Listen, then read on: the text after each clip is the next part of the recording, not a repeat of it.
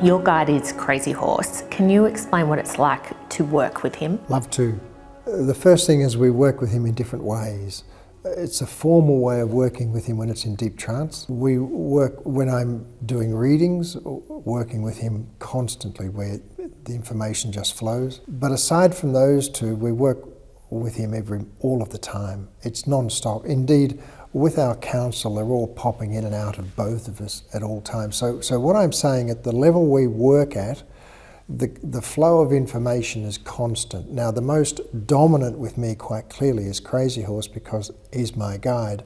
And he pops in at any time of the day when it's relevant. I stress, as do at times the other members, but of course it's mostly him. And he shows his face to me all of the time, but apart from that, and that'll be a good face or a bad face, and depending upon how I'm going. He moves in and takes over my body, so I'll feel myself walking very differently. Now, he was a lot smaller in stature than I am, so my body feels very short, and I walk differently when he's in there dominating me at those times. That happens almost every day. He causes me to think differently and to speak much more succinctly, because he was a person of few words. He didn't need those words to say, to express. He causes me to feel very differently, and all of those come in all of the time. He's not jocular. He's not without humour, but he's not someone who's naturally jocular, whereas, for example, Francis Bacon on the Council is. Crazy Horse is serious, his intent is serious, but he's incredibly humble. So he's always in the background trying to put others in the spotlight for them to grow, not for any other reason. So he's prompting and prodding all of the time in the way in which he does, until something's serious or something is a real big issue, and then he just overtakes everything in me and causes an instant feeling, therefore thought, therefore word reaction. He drives those when it's critically important, and will cause a total change in what I'm saying, thinking or doing. When I'm teaching, working with Crazy Horses, that he's forever saying, ask this question. I don't know what the answer will be, so I ask the question, and then ask this question and that question. So everything's in faith and working with him.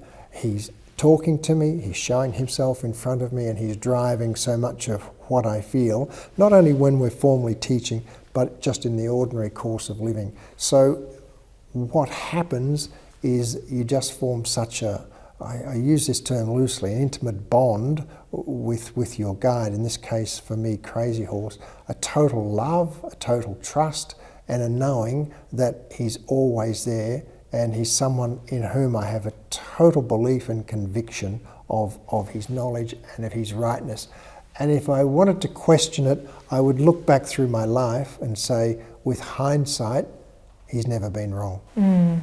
But at the time, it's led me down many difficult trails. So when he's with you, and if you're feeling more humble or shorter, from your point of view, do you know, Pearl, is it like you're married to someone else in that moment, or can you tell when it's Crazy Horse or Ian? It kind of is, Carla, but it's trust. It's simply trust that is the overriding feeling. I've grabbed the concept that those of us on the council, for some of us, not all, but for some of us, we've had many, many, many lives together in different roles. We've been father, mother, brother, sister, wife, husband to each other over many, many lifetimes. So at the start of this lifetime, and when you first become aware that this is who your guide is, there is that automatic knowing and that automatic trust. So for me with Christian, it has always been a trust. It has always been a case of, if Christian says that's what I have to do, that's what I have to do, because I know there's a reason. I have always tried to carry it out to the letter. I haven't always done that. And when I don't, I feel sad with myself, and I feel to myself often, I've let him down.